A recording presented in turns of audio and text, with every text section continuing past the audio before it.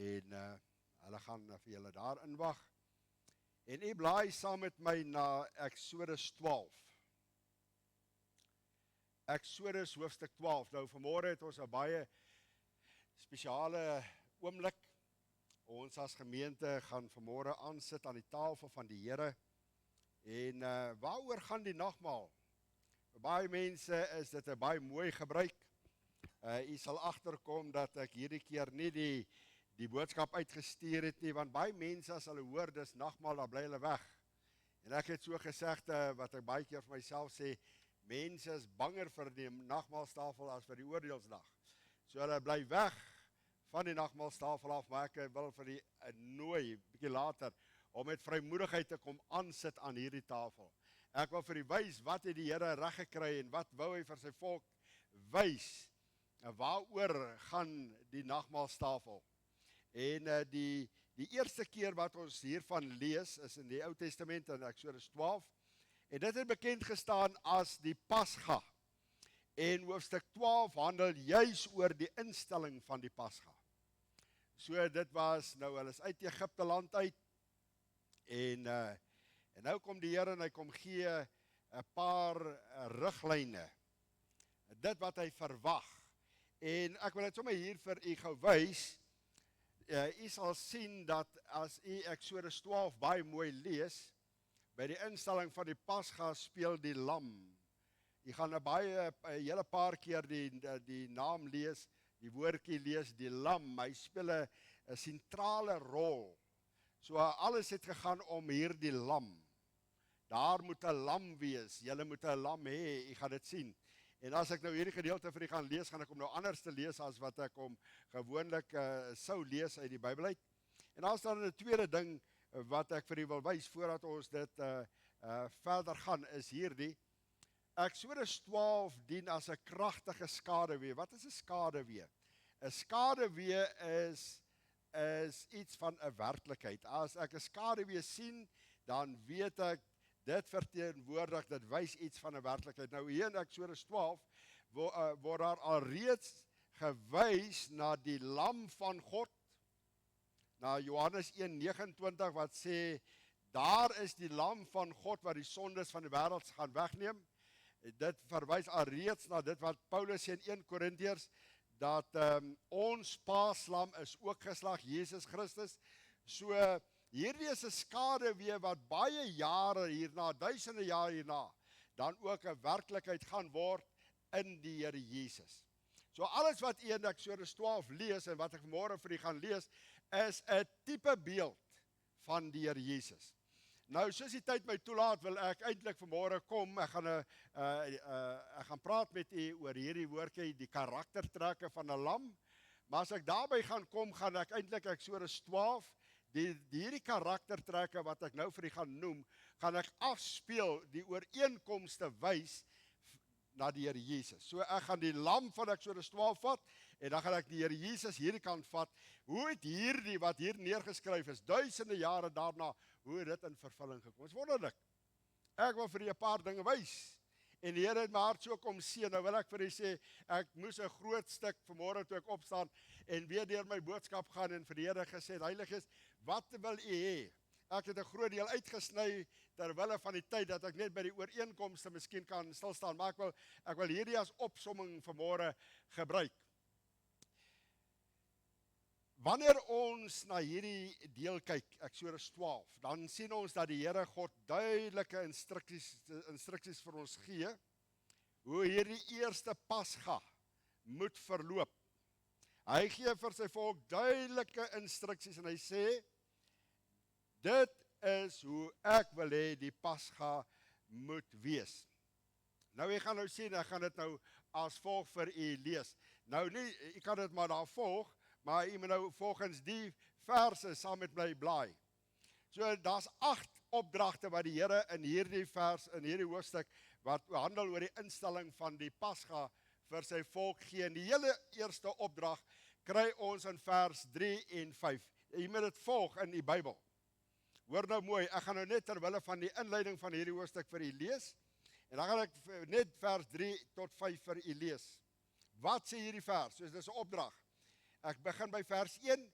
En die Here het met Moses en Aaron in Egipte land gespreek en gesê, hierdie maand moet vir julle die begin van maande wees. Hierdie maand moet vir julle die begin van maande wees. Kan jy dink dat God die hele kalender verander vir die Jode van hierdie maand af? Gaan die eerste van al die maande wees. En dan sê hy, dit moet vir julle die eerste van die maande van die jaar wees. So interessant, die Jode gebruik twee kalenders, maar hierdie kalender is hulle kalender, volgens wat die Here van hulle vra. Dan sê hierdie woorde, spreek tot die hele vergadering van Israel en sê, op die 10de van die maand moet julle elkeen 'n lam neem, volgens die families 'n lam vir 'n huisgesin. Maar as die huisgesin te klein is vir 'n lam, dan moet hy en sy buurman wat die naaste aan sy huis is, dit neem volgens die sieletaal na wat elkeen gewoond is om te eet, moet julle die getal van die lam bereken. Dan sê hierdie woorde, hoor gou mooi, dis 'n opdrag. Julle moet 'n lam hê. En nou beskryf hy hoe hierdie lam moet wees. Hy sê, julle moet 'n lam hê sonder gebrek. 'n jaar oud rammetjie. Het jy al gewonder? Het al miskien baie boodskappe gehoor hieroor? Het dit al self baie keer gelees? Waarom hierdie opdrag 'n jaar oud rammetjie? So hier word al reeds gesê dat die duisende jare hierna, dat die verlosser van die wêreld gaan jonk wees, hy gaan manlik wees. So hier word al reeds 'n heenwysing gegee na die Here Jesus, né? Maar hier lê baie groot waarheid hierin, né? En dan sê hy hierdie woorde. Hy sê, van die skape of van die bokke kan julle 'n lam dan ook neem. En dan kom die tweede opdrag. Ek wil net dit vir jou wys. So wat belangrik is, die 10de van die eerste maand, elke man moet vir sy huisgesin 'n lam hê.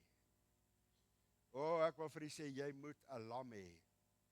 Al vergeet jy alles vanmôre, jy moet 'n lam hê, jy moet in besit wees van 'n lam. Die dag as jy sterwe, om vry te wees van God se oordeel, moet jy sorg dat jy 'n lam hê en dat die bloed van daardie lam in jou lewe toegepas is. Hoor nou mooi wat sê die Here hierso, né?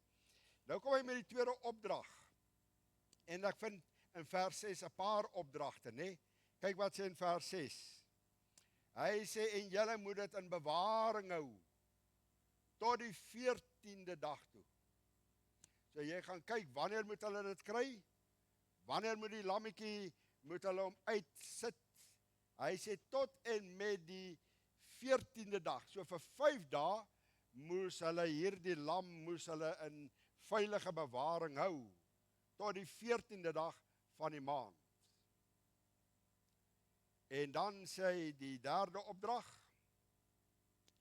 Hy sê in die hele vergadering van die gemeente van Israel moet dit slag teen die aand. En hulle moet die bloed neem en dit stryk aan die 2 deurposte en aan die boordrempel van die huise waarin hulle dit eet. Met ander woorde, as dit die deur is, moes hulle dit aan elke kant, moes hulle bloed smeer en ook aan die bokant. Nou die geheim van hierdie vers is, en as jy dit mooi lees, dan moet jy dit snap. Dit help nie vir hulle smeer die deurkusyn terwyl hulle buitekant is nie. Dit het geen betekenis nie. Die betekenis kom, hulle moes deur dit stap. En hulle moes deur die deur gaan. Hulle moes sorg dat hulle agter die bloed kom. Agter die bloedmerk moet hulle kom. Ek gaan dit terwille van die tyd het vinnig herlees, jy kan maar op die bord volg. En dan in vers 7 vind ons die 4de opdrag. Hulle moes hierdie bloed opvang. En hulle moet die bloed neem en dit stryk aan die deurposte. So hulle moes hierdie bloed aangewend het. Die 5de opdrag vind jy in vers 13. Jy kan soontoe net vinnig blaai. En dan sê hierdie woorde, maar die bloed sal vir julle 'n teken wees aan die huise waar julle in is. as ek die bloed sien, sal ek by julle verbygaan. Hoor nou mooi, wie is die ek? Met 'n hoofletter. God sê, as ek die bloed sien, sal ek by julle verbygaan. Hierdie woordjie verbygaan beteken Passover. Ek sal by julle verbygaan, sê hy, as ek die bloed sien. En daar sal geen verderflike plaag onder julle wees, wanneer ek in Egipte land dan kom nie. Die 6de opdrag vind jy van vers 8 tot 10. Dan gaan hy terug, dan sê hy, en julle moet die vleis in dieselfde nag eet, oor die vuur gebraai, saam met ongesuurde brode, moet hulle dit met bitterkruie eet. Ongesuurde brode het hier 2 betekenis. Hy staan ook bekend as die brood van elende. As jy in Deuteronomium gaan blaai, jy gaan ook sien met bitterkruie, ongesuurde brode is 'n simbool van daar's nie suurdeeg in nie. Hulle moes haastig uit Egipte land uitgegaan het. Daar was nie tyd vir hierdie brood om te reis nie, maar die hele konnektasie, die hele simboliek hier is dat hierdie brood, suurdeeg is 'n tipe van sonde. Hulle moet hierdie vleis saam met ongesuurde brood eet en ook kruie. Hierdie kruie is baie interessant. Hulle moet nooit vergeet hulle bitter ondervinding en dat hulle slawe in Egipte land was nie. Vriende, as jy vanmôre aan hierdie tafel kom sit, moet jy nooit vergeet waar die Here jou vanaf uitgehaal het nie. Nooit. Dink maar terug. En dan kom hy en hy sê in die 7de opdrag, kyk gou na vers 46. As ek kom by hierdie lam, sê hy die C-gedeelte, hy sê, ek lees die hele vers, hy sê, in een huis moet dit geëet word, jy mag niks van die vleis uit die huis buiten toe bring nie, en jy mag geen been daarvan breek nie. En dan die laaste opdrag, vers 48, die laaste gedeelte, hy sê, maar geen onbesnede mag van hierdie vleis eet nie. Ek wil net gou vir ietsie wys, dis baie interessant. Vir hierdie lam om gebraai te word, oor die spit gebraai te word, by die voorbereiding van daardie lam, mag geen been gebreek geword het nie. Nou as daai lam volgens die voorskrifte, as hulle dit so moes braai, en hierdie lam aan 'n spit moes vasmaak, hierdie karkas, dan was dit baie interessant, die spit was ook in 'n vorm van 'n kruis gewees. Ja, as jy na al hierdie kyk, net hierdie aandagtig deurlees, dan sal jy sien hoeveel detail gee die Here in hierdie gedeelte vir ons, wat alreeds wys na die Here Jesus. Voordat ek by die ooreenkomste kom, ek gaan so 4 of 5 ooreenkomste vir jou noem. As ek nou hierdie hele gedeelte vir u moet opsom, en ek doen dit terwille van myself, om so 'n hoofstuk te onthou, of die inhoud daarvan te onthou, dan wil ek vir jou sê dat die instelling van die Pasga praat van 4 dinge. As jy nou 'n opsomming van hierdie gedeelte wil hê, dan moet jy dit as volg onthou, nee. Die eerste waarna die Pasga verwys, dit verwys na 'n nuwe begin, en ek het vir u gelees, en ek het daarop klem gelê dat die Here sê, hierdie sal die begin wees van, hierdie maand sal die begin wees van 'n nuwe maand, en ook van 'n nuwe jaar. Ek wil dit vanmôre vir jou ietsie sê. Ek wil hê jy moet dit mooi kyk, wat ek vir jou gaan wys. Wanneer God ons verlos, dan gee hy vir jou en vir my 'n nuwe en 'n skoon bladsy. Moses, Aaron, hierdie moet die begin wees van 'n nuwe jaar, van 'n nuwe maand.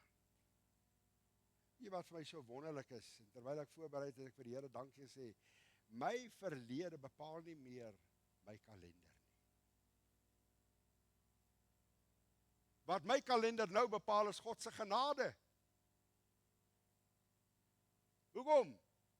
Hoor hierdie stelling, wanneer God my verlos, wanneer hy my uit Egipte land uithaal en oorbring deur die Rooi See wat verwys na wedergeboorte en my hierdie kant van die Rooi See neersit, dan gee hy vir my 'n nuwe skoon bladsy. Die ou dinge, 2 Korintiërs 5:17 sê, die ou ding het verbygegaan. Hy sê, kyk, alles het nuut geword. Die tweede ding waarna die instelling van die Pasga my herinner is hierdie. Daar moet 'n lam sonder gebrek wees. Ek het dit vir jou gelees, sonder gebrek. Dis kenmerke wat ek nou vir jou noem, wat ek nou vir jou gaan afspeel teen die lewe van die Here Jesus. Sonder gebrek. Nie net 'n lam nie. Hy spesifiek, hy sê, 'n lam sonder enige gebrek. God se voorskrif is baie spesifiek. Hy sê presies hoe hierdie lammetjie moet wees. Hy sê 'n jaar oud lammetjie sonder enige liggaamsgebrek. En dan kom hy dan sê hoe hierdie lammetjie dopgehou moet word. Vriende, ek wil vir jou dit wys uit die lewe van die Here Jesus. Die Here maar so kom seën daardeur. Hy sê net nadat jy die lam kies, hou hom dop. Hou hom dop, maak seker dat daar nie enige gebrek aan daardie lammetjie is nie. En ek sien hoe daardie pa, as hy daardie man daai lammetjie so uitkeer, dan sy oë so op daardie lam tot die 14de van daardie maand, dan kyk hy, loop daai lammetjie nie miskien 'n bietjie krippel nie. Kan ons hom vir die Here offer? Kan ek hom vir die Here gee? Hy gaan ter wille van my en ter wille van my familie, ek gaan hom offer vir die Here. Ek gaan sy bloed aan die deurkosyn moet smeer. Ons is so lief om hierdie gebreklike dinge vir die Here te gee. Hoor gou mooi, spesifiek sê die Here hoe hierdie ou lammetjie moet wees. Sonder gebrek. En ek dink dat terwyl ek dit vir u genoem het, het u gedagtes al reeds gegaan na daardie vers in Johannes 1:29 wat sê, daar is die lam van God wat die sondes, die lam, die volmaakte lam van God wat die sondes van hierdie wêreld sal wegneem. Die enigste een sonder sonde wat in my plek, in jou plek, al een wat daarvoor kon kwalifiseer was die Here Jesus. So die derde ding waarna hierdie instelling verwys, dit het te doen met 'n teken van bloed. Jy moet dit aandagtig gaan lees. Hoor gou mooi, ek wil dit vanmôre vir jou in kinderkraanstaal mooi verduidelik, nee. Daai bloed moes aan die deurkosyn van daai huis gesmeer wees. As die bloed van die lam, hy kon in 'n bakkie getap geword het. Hulle kon selfs na daardie bloed gekyk het en gesê, kyk, dis die bloed van ons lammetjie wat ons nou gaan offer. Hulle kon dit vir mekaar aangegee het geen waarde gehad nie, het geen betekenis gehad nie. Weet jy waar die waarde gekom? Toe hulle daardie bloed vat en dit begin aanwend volgens die voorskrifte van die Here aan die deur van hulle huis. Jy kan vanmôre alles weet van die bloed. Jy kan alles weet van dit wat Jesus vir jou en my bewerkstellig het, maar alvorens daardie bloed nie vanmôre toegepas is aan die hartdeur, aan jou hartse deur nie, beteken dit niks. Weet, terwyl ek voorberei hou ek in my geestesoog sien ek hierdie deur en hoor ek selfs terugstaan en na daai deur kyk, is dit reg aangesmeer? Ek hoor die een sê, kom ons smeer dit daai breedte, perfek. Nee. Ek hoor die pa sê, hoor gou mooi, as dit klaar aangewend is, sê die woord van die Here, sy voorskrif, hy sê ek en jy moet ingaan. Ons moet binne die huis wees, ons moet agter die bloed wees, dat wanneer die doodsengel kom, die Bybel sê, wanneer God sal kom, met sy oordeel sal kom, met verderwing sal kom, moet ek uit die pad uit wees, ek moet agter die bloed wees, wat vir my veiligheid sal gee, veilig hou. Dit was nie net genoeg dat hulle moet slag nie, nee, hulle moes iets daarmee doen. Kom ek wys vir jou die 4de en dan kom ek by die ooreenkomste. En dit het met 'n maaltyd gepaard gegaan. Is dit wonderlik nie? Want as jy vanmôre hier gaan kom aansit, dan gaan dit met 'n maaltyd gepaard. Is wonderlik. Weet hoe hulle begin eet, hulle was haastig, hulle moes verhaastig uit Egipte land uittrek. Jy kan dit gaan lees in Eksodus 12, hulle moes haastig, moes hulle trek. Hulle moes hulle skoene aangehad het. Hulle het sommer gestaan en eet, want die Bybel het gesê hulle moet gereed wees om haastig te trek. Ek wil gou hier iets vir jou wys. Verlossing vra. Verlossing eis altyd reaksie. Eis altyd reaksie. Ons kan nie gered word en dan in Egipte bly. Bereid wees om ons ou lewe nog steeds te lewe, om daar te bly sit nie. Nee, verlossing vra reaksie om op te staan, haastig op te staan en te sê, Here, ek is klaar daarmee. Ek is op pad. Dit is waar hierdie hoofstuk, die instelling van die Pasga my herinner. Ek wil graag daar kom waar ek hierdie vir jou wil wys. Die ooreenkomste.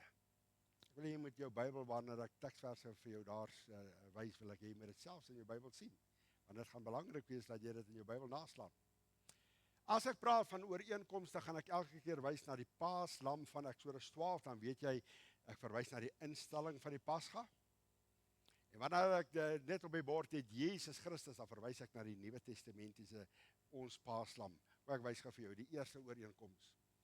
In beide gevalle moes dit 'n lam sonder gebrek wees. Die Ou Testament.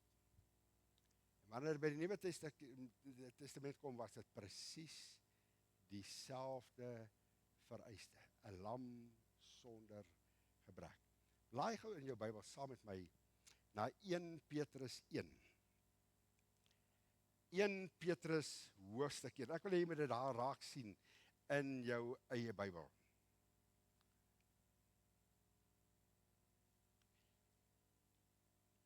Hy word hier beskryf as die lam van God. En hoor wat sê Petrus as hy na hom verwys. Vers 18 sê, omdat ons weet dat ons nie deur silwer of goud losgekoop is nie, maar deur die bloed van Christus. Nee? Hoor nou mooi wat sê vers 19. Maar deur die bloed, die kosbare bloed van Christus, soos van 'n lam sonder gebrek en vlekkeloos. So hierdie lammetjie van Eksodus 12 verwys na die Nuwe Testament, na Jesus Christus as die lam van God. Wat sou sterwe, wat in my plek, wat in jou plek, aan 'n kruishout sou sterwe. So die eerste ooreenkoms in beide gevalle was 'n lam betrokke. Maar daar's 'n tweede ooreenkoms en ek vat dit nou net bolangs vriende, ek het nie tyd omdat ons by die nagmaaltafel gaan uitkom. In beide gevalle was bloed betrokke. So die Eksodus 12 is baie sterk daarop dat hy wys na daar moet die bloed moet vloei. Daar moet bloed wees. Wanneer dit by die Nuwe Testament kom, wanneer dit by hierdie gedagte kom by die Here Jesus, dan sien ons presies dieselfde. Kyk wat wys ek vir u nie, dat deur geloof in die bloed van Jesus, word die mens van sonde gered. Soos wat hulle daai bloed aan die deurkosyn moes smeer om veilig te wees, kom die Bybel en hy sê, as jy gered wil word, as jy wil veilig wees van die toorn van God, dan moet ek en jy, dan moet ons gered word. Die bloed van Jesus bedek sonde. Is dit wonderlik? Kom ek wys vir jou die derde ooreenkoms. Ek het dit vir jou gelees, geen been. In beide gevalle van hierdie lam, as dit by hierdie lam kom, mag geen been van hierdie lammetjie gebreek word nie. Blaai gou saam met my na Johannes. Ek wil net gou vir jou wys wat sê hulle van die Here Jesus, die lam van God. Johannes 19 sê hierdie woorde.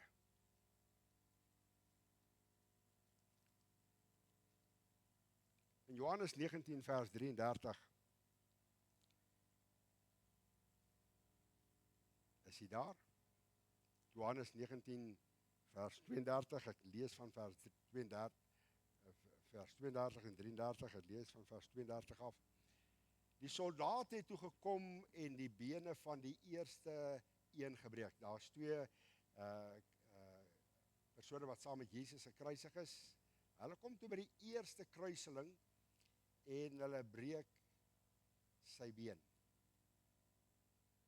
Hulle het hom net bo kan die knie, het hulle die kruiseling se been gebreek. Hoekom? Want voor 6 die aand moes hulle dood wees. En dit het die dood aan bespoedig. En vers 32 sê die soldate het toe gekom en die bene van die eerste een gebreek en van die ander een wat saam met hom gekruisig was. Vers 33 sê, maar toe hulle by Jesus kom en sien dat hy al dood was, het hulle sy bene nie gebreek nie. Wat was die opdrag van God in Eksodus 12? Geen been van hierdie lam mag gebreek geword het nie. Het is nie wonderlik hoe God se woord in vervulling kom nie. Ons 'n bietjie stilstaan by hierdie ene, let op die tydsberekening van hierdie offer. Die tydsberekening van hierdie offer. Die Bybel sê, as jy na Eksodus 12, hierdie gaan ek vir jou omtrent alles op die bord wys. As dit kom by die Ou Testamentiese lammetjie, jy moet 'n lam hê, hy moes op die 10de dag van die maand gekies en op die 14de dag geslag word. As jy met my. Kyk gou kom dit in vervulling in die Nuwe Testament. So in die Ou Testament, die lam, die 10de dag van die maand, en op die 14de dag moes hy geslag geword het. Nou, dit is my so interessant, jy moet nou die lewe van die Here Jesus gaan lees, ek wil dit net vir jou lees. Toe die tyd nader kom dat Jesus Christus moes sterf, het hy doelbewus sy programskedule en persoonlike aktiwiteite gereël rondom al die gebeurtenisse wat geassosieer word met die uitkies, die voorbereiding en die slagting van die paaslam. Wat sê ek vir u? Hoor nou mooi. Toe die tyd aanbreek, God se tyd aanbreek en die tyd nader kom dat Jesus aan 'n kruis moes sterwe, toe sorg hy dat hy op die regte plek moes wees. Hoor wat sê ek vir jou? Hy was bestem om in presies daai selfde maand, op die presiese dag en die presiese uur, wat ek daar vir u wys, moes hy dan gekruisig word. Hoe dit in werking gekom? Hoe dit in vervulling gekom? Kyk gou 'n bietjie na hierdie feite. Lees gou Johannes 12 vers 1 saam met my. Dan sien jy hoe kom God en hoe maak hy sy woord waar? Hoe maak hy Eksodus 12? Hoe maak God dit waar? Ek lees in Johannes 12 hierdie woorde. En Jesus het 6 dae voor die Pasga na Betanië gekom. So die Here Jesus het op die 9de Nisan na Betanië toe gegaan. Nou lees ek nou vers 12. En op die 10de Nisan het hy Jerusalem binne gegaan. Hy moes daar wees. Hy moes in Jerusalem wees sodat hy gekruisig kan word. En dan is daar 'n tweede ding, terwyl hy daar was, het die godsdienstige leiers van Israel het hom 5 dae lank die lam van God ondersoek deur vrae en kruisondervraging. Dit gaan jy lees in Matteus 21 vers 22. Wat was die Ou Testamentiese opdrag? Kry hierdie lam, sit hierdie lam een kant en kyk hom noukeurig deur. So kyk, is daar 'n fout met hierdie lam? Is daar 'n gebrek aan hierdie lam? Hoor gou mooi. Hulle het Jesus 5 dae lank dopgehou. En ek wil jou wys hoe. Hulle het hom ondersoek, deursoek, deur al die vrae. Kyk nou na die Joodse leiers. Ek gaan nou eers vir jou wys die Joodse leiers, hoe het hulle na hom gekyk, en hoe die Romeinse leiers na hom gekyk. Die eerste persoon wat na Jesus gekyk het, nadat hulle die Here Jesus nou in Getsemane gevange geneem het, en hy weggelei was om gekruisig te word, was hy heel eerstens, was hy voor Annas, die hoëpriester, is hy gebring. En Annas het net belang gestel vir 'n informele ondervraging om inligting te versamel. Hy is die hoëpriester, hy bring hulle Jesus, en Jesus gaan staan, en hy kyk na die Here Jesus. En hy kyk Jesus. En hy kyk Jesus van hierdie kant af. En toe hy klaar met sy vrae is, toe stuur hy Jesus na Kajafas toe. Kajafas was Anna se skoonseun. Hy stuur hom na Kajafas toe. En Kajafas neem hom na die Sanhedrin toe. In daardie nag en toe het hulle 'n verhoor gehou van die Here Jesus. En die hoofklag wat hulle teen die Here Jesus gehad het was hierdie dat hy sê hy is die seun van God, dis godslastering. En het jy geweet dat daardie verhoor daardie nag was ongeldig geweest. Hulle mag hom nie in die nag verhoor het en toe hulle dit agterkom, toe wag hulle vir son op en toe gaan sit hulle weer en Jesus is weer voor die Sanhedrin. En net na 'n kort tydjie, toe verander hulle hierdie hoofklag. Verander hulle en hulle maak van godslastering na hoogverraad toe. En hy staan daar voor Pontius Pilatus. En hy kla hom aan van hoogsverraad, dat hy sê, nie net dat hy is die seun van God nie, maar hy sê ook hy is die koning van die Jode. En Pontius Pilatus wil nie iets sê nie, en hy vat hom weer en hy stuur hom na Herodes toe, Herodes Antipas. Wat sê ek vir jou? Hulle stuur hom rond, kyk hom deur. Die Ou Testament sê, as jy daai lammetjie vat, moet jy hom dophou. Jy moet mooi kyk dat daar geen gebrek is. En elkeen voor wie Jesus staan kyk, is daar enige gebrek aan hierdie man. En toe Herodes hoor dat Jesus van Galilea is, hy sê, nee, kom ek stuur hom terug. En hy gaan staan die tweede keer voor Pilatus. En Pilatus kom daar waar hy sê, ek vind geen skuld in hierdie man nie, onskuldig. Ek het nou na al hierdie mense toe gestuur, hulle sê,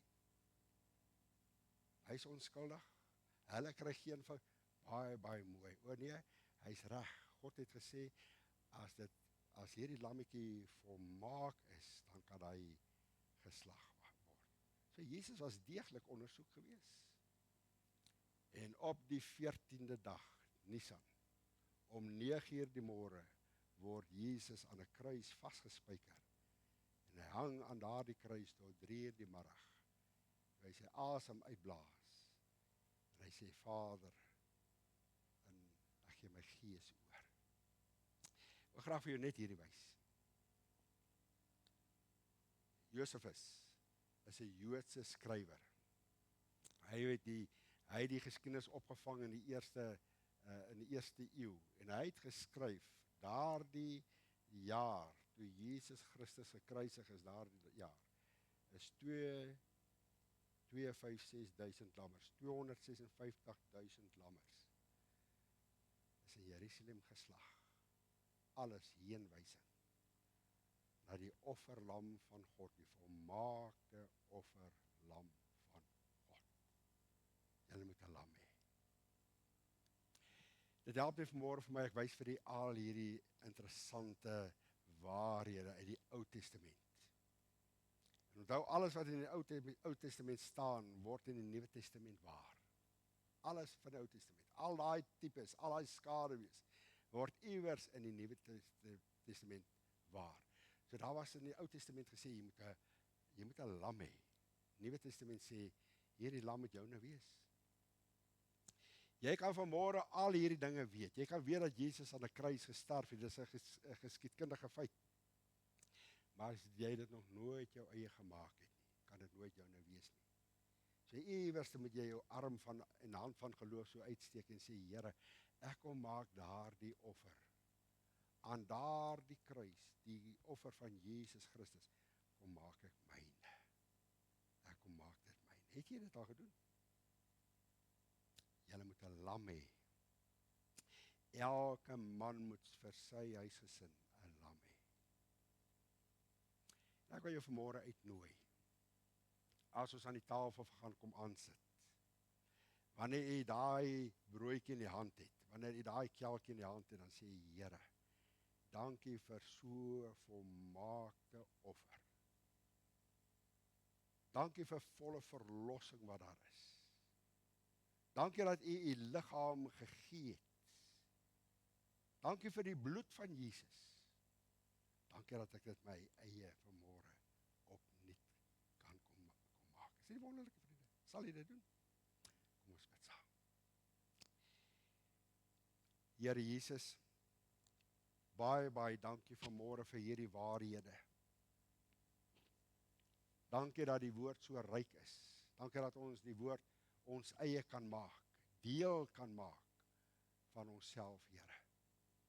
Dankie vir hierdie tipes in die Ou Testament en daardie waarhede, Here, dit bly nog steeds dieselfde waarheid in 2026, dat elkeen van ons wat hier sit vanmôre moet in besit wees van 'n ou lammetjie. En daardie lam se bloed moet toegepas wees in ons lewens. En dankie dat die bloed van Jesus op die heuwel van Golgotha gevloei het.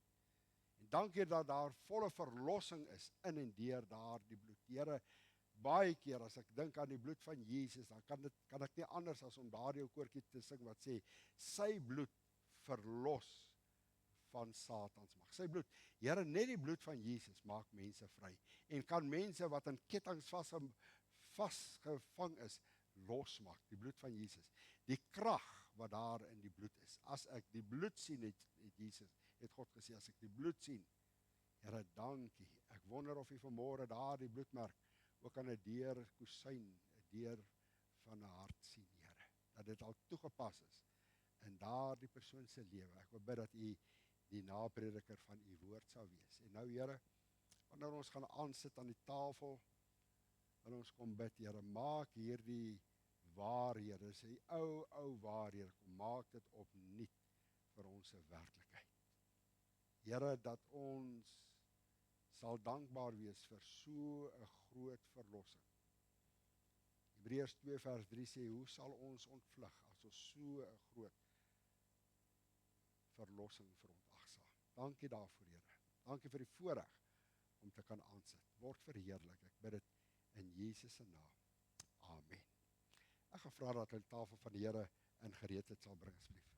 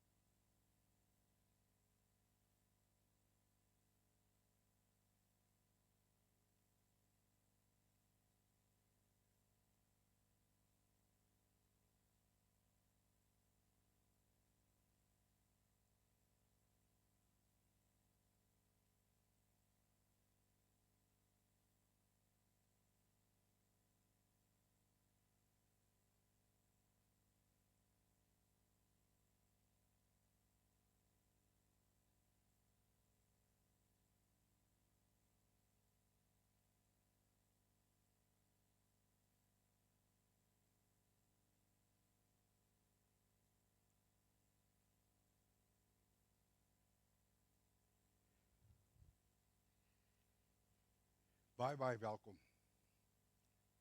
Mag die Here vanmôre ons ryklik seën terwyl ons so aan sy tafel is.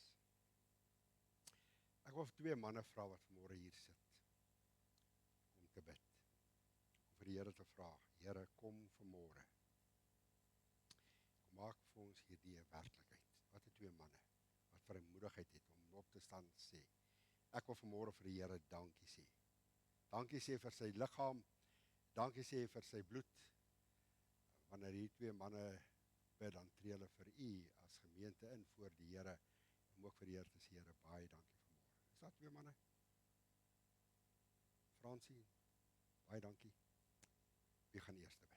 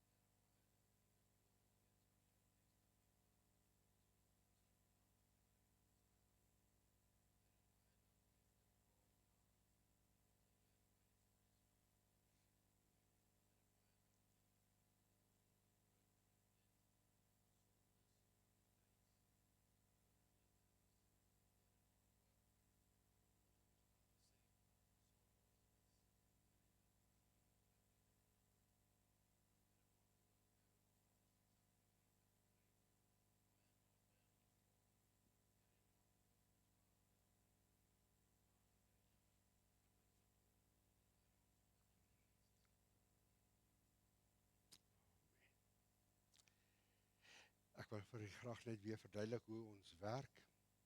As Paulus daaroor praat in 1 Korintiërs 11, dan gee hy eintlik 'n opsomming van dit wat die Here Jesus gesê die nag toe hy die nagmaal ingestel het. Hy sê, want ek het ook van die Here ontvang wat ek ook aan julle oorgelewer het, dat die Here Jesus in die nag waarin hy verraai is, brood geneem het. En nadat hy gedank het, het hy dit gebreek en gesê, neem eet. Dit is my liggaam wat vir julle gebreek word. Doen dit tot my gedagtenis. Net so ook die beker na die ete, met die woorde, hierdie beker is die Nuwe Testament in my bloed. Doen dit so dikwels as julle daaruit drink, tot my gedagtenis. Want so dikwels as julle hierdie brood eet en hierdie beker drink, verkondig julle die dood van die Here totdat hy kom. Wie dan op onwaardige wyse hierdie brood eet of die beker van die Here drink, sal skuldig wees aan die liggaam en die bloed van die Here. En dan brei hy uit, dan sê hy, is dit nie die rede hoekom daar so baie siekes onder julle is en baie swak is, omdat hulle dit op onwaardige wyse eet en drink nie. So ek wil vir u sê, wanneer ons hierdie elemente, ons doen dit nie omdat ons dit te gebruik is, of omdat dit elke 3 maande nagmaal daar moet wees nie, glad nie. Wanneer ons dit doen, dan dink ons terug aan dit wat Jesus vir een van my aan 'n kruis kom doen, en dan sê ons weer opnuut, baie dankie. So ons wag vir mekaar, die elemente gaan uitgedeel word, en as almal dit het, dan gaan die bedienaars terugkom, en dan gaan ek vir die teken gee, wanneer ons dit as gemeente dan saam kan gebruik. Reg so? Baie dankie.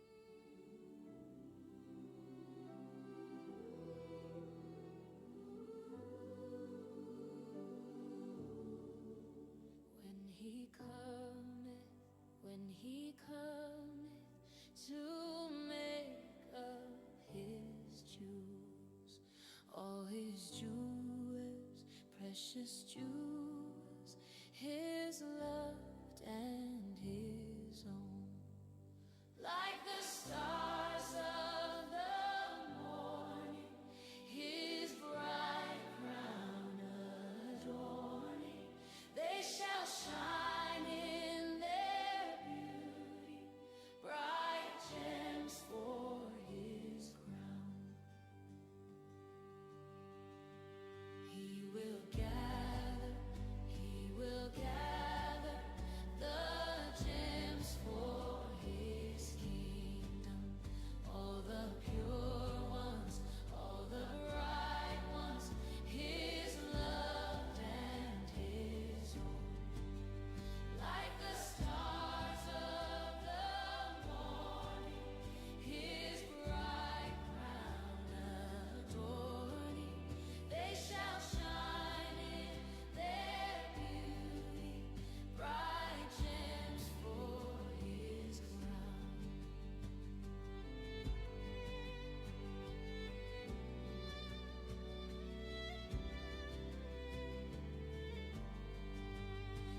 Little children who love their Redeemer, all his jewels, precious jewels, his loved and his own, like the stars of the morning, his bright crown adorning, they shall shine in their beauty, bright gems for his crown. Little children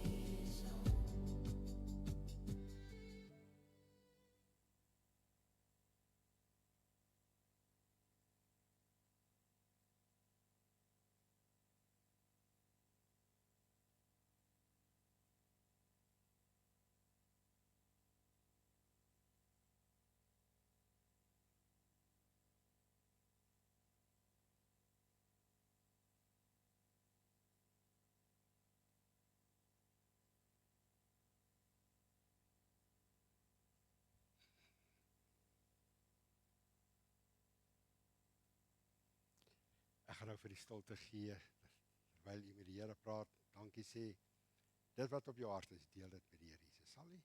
Ek gaan nou vir die kans gee daarvoor.